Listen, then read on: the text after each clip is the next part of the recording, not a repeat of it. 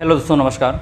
देखिए, आज हम लोग का टॉपिक क्या है, द्विध्रुव के कारण निरक्षीय स्थिति पर विभव की गणना। ठीक है, तो फिजिक्स में हम लोग इससे पहले क्या देखे थे कि विभव हम लोग निकाले थे किस पर, हम लोग अक्षीय स्थिति में निकाले थे। आज क्या है, निरक्षीय स्थिति है। ठीक है, तो आपसे रिक्वेस्ट ये है कि अगर आपके लिए ये पहला लेक्चर होगा तो इससे पहले जो अक्ष वाला बताया गया है आप उसको देख लीजिए, और उससे जो वीडियो प्ले लिस्ट में हैं उसको सभी देख लीजिए ताकि कहीं पर प्रॉब्लम्स ना आए। स्टार्ट करते हैं हम लोग। देख कैसे लगे, ध्यान दीजिएगा, कापी पेन लेकर साथ में बैठिए, जो कुछ बताया जाए अच्छे से समझिए। ठीक है, देखो क्या है, निरक्षीय है। आप लोग निरक्षीय जानते हो, अगर ये जो सीधी रेखा की बात करता है ये हमारा अक्ष होता है। अगर ये इस तरह होता है, ये ऊर्ध्वाधर होता है, इसको हम लोग क्या बोलते हैं, निरक्ष बोलते हैं। ठीक है, तो करना क्या है, ध्यान दीजिएगा। यहाँ पर दो बिंदु आवेश हैं। ठीक है, यहाँ पर दो बिंदु आवेश हैं, एक है -q, एक है आपका +q। ठीक है, दो बिंदु आवेश हैं जिनकी दूरी क्या होती है, 2l होती है। आप लोग जानते हो, एक ध्रुव से दूसरे ध्रुव की जो मध्य दूरी होती है वो कितनी होती है, 2l होती है। ठीक है, तो अगर इसके मध्य बिंदु को मान लेते हैं O, क्या मान लेते हैं, मध्य बिंदु को O मान लेते हैं, और इससे r दूरी पर, इससे r दूरी पर, ठीक है, r दूरी पर एक बिंदु क्या रख देते हैं, P रख देते हैं। क्या रख देते हैं, बिंदु P। तो यही होता है निरक्ष। बात समझ में आ रहा है ना, यही द्विध्रुव हो गया। इसके ये जो आप देख रहे हो सीधी रेखा, उसको बोलते हैं निरक्ष बोलते हैं। ठीक है, देखिए अगर ये टॉपिक आपको समझना है तो आप लेक्चर फर्स्ट जो आपका पहला चैप्टर है, बात समझ में, उस पहले चैप्टर में यानी पहला अध्याय वैद्युत क्षेत्र और आवेश वाला, उसमें बताया गया है कि निरक्षीय स्थिति और अक्षीय स्थिति क्या होती है। वहाँ पर एक डेरिवेशन करवाया गया था जहाँ पर वैद्युत क्षेत्र की तीव्रता निकालना था अक्षीय स्थिति से, और निरक्षीय स्थिति निकालना था वैद्युत क्षेत्र की तीव्रता। तो वहाँ से अगर आप वो चीज़ लेक्चर देख लेते हो तब ये लेक्चर आपके लिए और ज़्यादा मक्खन हो जाएगा। ठीक है, सेम उसी तरह है, केवल वहाँ पर E था, यहाँ पर V है। ठीक है, तो -q और +q, इनके मध्य दूरी कितनी होती है, 2l होती है। तो अगर मैं इतनी दूरी पूछूं कितना बताओगे, इतनी दूरी कौन सी होगी, यहाँ से यहाँ तक दूरी कितनी हो जाएगी, l, और यहाँ से यहाँ तक दूरी कितनी हो जाएगी, l। क्या इतना बात समझ में आया? ठीक है भाई, कुल दूरी 2l है, तो आधी कितनी होगी l, आधी कितनी होगी l। और यहाँ से मध्य बिंदु O से r दूरी पर एक बिंदु P है, इसी बिंदु P पर क्या करना है, विभव की गणना करनी है। ठीक है, अब क्या करते हैं, इनको ऐसे मिला देते हैं। ठीक, तो ये आपका चित्र क्या हो गया, तैयार हो गया। ठीक है, बात समझ में। यहाँ पर लिखना हो लिख सकते हैं, क्या वही पुरानी भाषा जैसे सेम जो अभी इसके पहले लेक्चर में लिखवाए हैं अक्षीय स्थिति वाला, वैसे सेम लिख सकते हैं कि माना दो वैद्युत द्विध्रुव -q +q से मिलकर बना हुआ है। ठीक, जिसकी लंबाई 2l है। क्लियर, जिसके मध्य बिंदु O से r दूरी पर एक बिंदु P स्थित है, इसी बिंदु P पर वैद्युत विभव की गणना करनी है। ठीक है, तो वही फिर इसमें करेंगे। एक बार -q के कारण बिंदु P पर क्या निकाल लेंगे, विभव निकाल लेंगे। फिर इस +q के कारण बिंदु P पर क्या निकाल लेंगे, विभव निकाल लेंगे। फिर क्या करेंगे, दोनों को आपस में, इन दोनों के कारण जितना विभव निकल रहा है बिंदु P पर, उसको आपस में जोड़ लेंगे, हमारा आंसर आ जाएगा। तो कैसे, आप देखिए ध्यान से, आपको यहाँ पर कुछ दिख रहा होगा। देखो यहाँ पर PO, इसका नामकरण कर दो, यहाँ पर A लिख देते हैं, यहाँ पर B। देखो आपको कुछ दिख रहा होगा, यहाँ से कुछ दिखा, क्या दिखा, POA। आपको एक त्रिभुज दिख रहा होगा, समकोण त्रिभुज दिख रहा होगा, समकोण त्रिभुज POA। तो आपको पता है ये किसका काम करता है, लंब का, ये किसका काम करता है, आधार का, ये किसका काम करता है, कर्ण का। देखो ऐसे तो है, देखो ये हो गया P, ये हो गया O, ये हो गया A। ठीक, तो ये आपको पता है, ये कितनी इसकी R है, ये कितना पता है आपको, ये L है।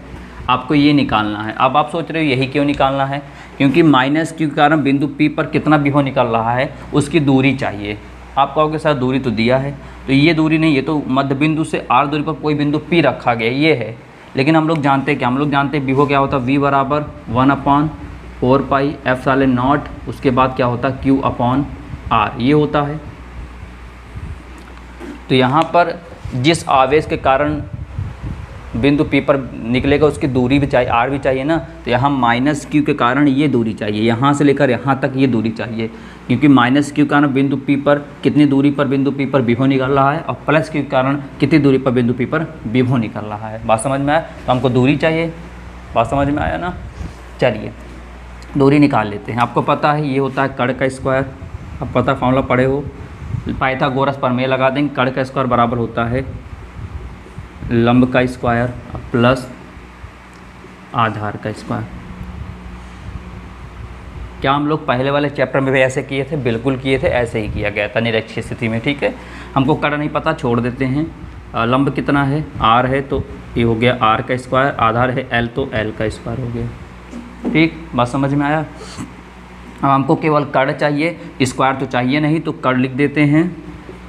और ये अंडर रूट स्क्वायर जो है, कभी भी स्क्वायर बराबर के दाएं तरफ बाएं तरफ जाता है तो क्या होता है, जैसे यहाँ पर देखो स्क्वायर है तो बराबर के अगर दाएं तरफ इसको भेज दें, क्या भेज दें, अगर हम लोग दाएं तरफ भेज दें यानी बराबर के उस तरफ भेजेंगे तो क्या बन जाता है, अंडर रूट बन जाता है। तो कड़ का मान कितना आया, यहाँ पर कड़ का मान आया क्या, R square plus L square. ठीक, R square plus L square आया। अब इसका भी निकाल लेते हैं, प्लस क्यू कारण बिंदु P पर दूरी निकाल लेते हैं। देखो सेम सेम है, इसका L इसका R, इसका मान इतना आया। वही से सेम सेम देखो POB, देखो इसका भी L है, इसका भी R है, इसका भी कड़ कितना आएगा, जाहिर सी बात कड़ वही है, सेम सेम। बात समझ रहे मेरी बातें?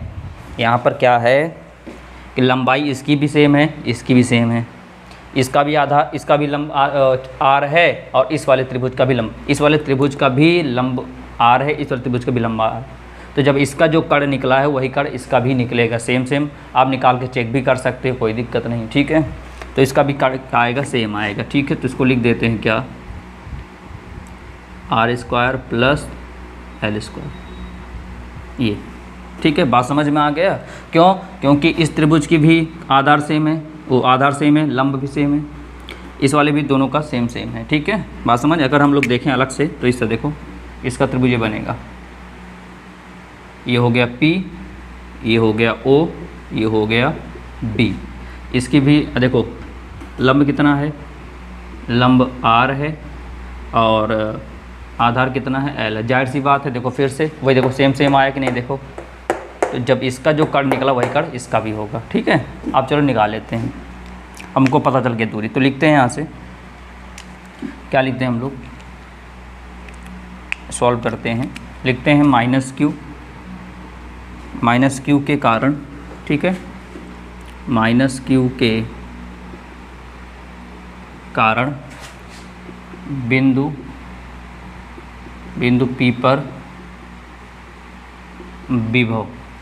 तो हम लोग जानते हैं, इसको मान लेते हैं V, अब V1 मान लेते हैं, अभी बराबर 1/4 पाई एप्सिलॉन नॉट। अब देखो हम 1/4 पाई एप्सिलॉन नॉट ना लिखकर हम इसके जगह क्या लिख देते हैं, K लिख देते हैं, K, ताकि बार बार लिखना ना पड़े K, क्योंकि हम लोग जानते हैं कि ये जो होता है इसका मान क्या होता है, K होता है, तो K लिख दिए।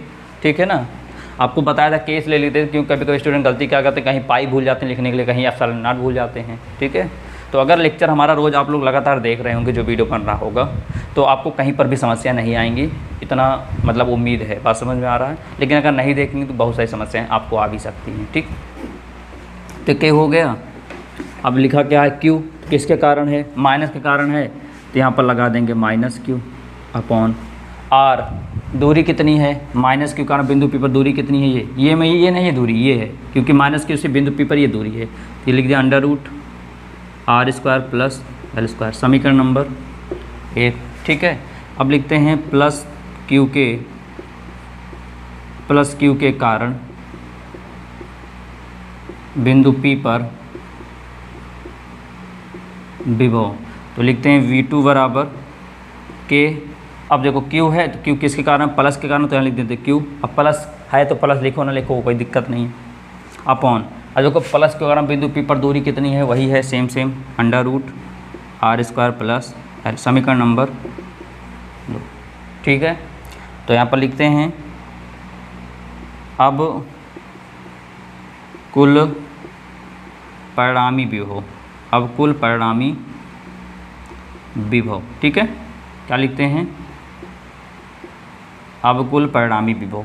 देखो भैया ध्यान देखो सब लोग, एक इस माइनस के कारण बिंदु P पर विभव निकल गया, इस प्लस के कारण बिंदु P पर विभव निकल गया।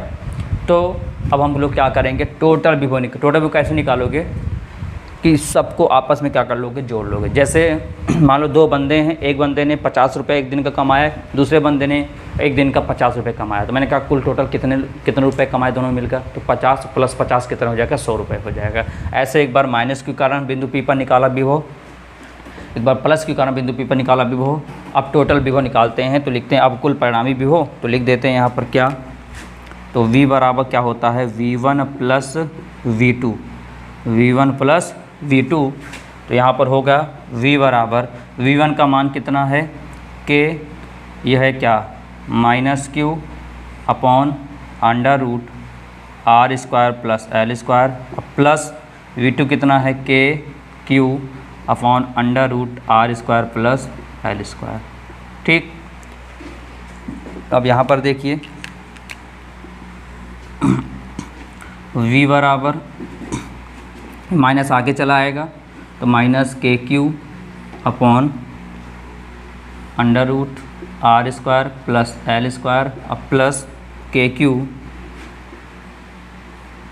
फिर √R² + L²। तो आप देख लो सेम सब कुछ देखो, KQ √R² + S² √R² + L², ये माइनस और ये प्लस, तो दोनों क्या होगा आपस में, ये दोनों आपस में कट जाएगा। अब विभव का मान कितना निकल जाएगा, विभव का मान निकल जाएगा 0। ठीक है, बात समझ में आया। देखो कितना प्यारा सा छोटा सा था। देखो कहीं पर समस्या आए तो वीडियो को बैक करके आप देख सकते हैं। ठीक है, एक बार आपको समझ में आ जाएगा। तो अब अगर आपसे कोई पूछता है कि द्विध्रुव के कारण निरक्षीय स्थिति पर विभव का मान कितना होता है, तो क्या बताओगे, उस केस में विभव कितना होता है, 0 होता है। ठीक है, यानी निरक्षीय स्थिति पे विभव का मान क्या होता है, 0 होता है। ठीक है, तो उम्मीद करता हूँ आपको समझ में आ गया होगा। देखिए रेगुलर वीडियो अपलोड किया जा रहा है, तो अगर आपके लिए पहला लेक्चर, आपको लगता है कि शायद ये मेरे लिए पहला लेक्चर, या कहीं से आप सर्च करते हो अचानक हमारा चैनल आपको मिल जाता है, तो आपके लिए नया होगा। उससे पहले जितने लेक्चर बने हैं आप उसको देख लिया करिए, तब वहाँ पर सारे कॉन्सेप्ट आपके क्लियर हो जाएंगे। ठीक है, और अभी तक अगर चैनल से नहीं जुड़े हैं तो चैनल से जुड़ जाइए, और जो भी वीडियो अपलोड किया जाएगा उसको आप क्या करिए, रेगुलर देखिए। ठीक है, तो कल मुलाकात करते हैं, इसके आगे लेकर आएंगे। तब तक के लिए नमस्कार।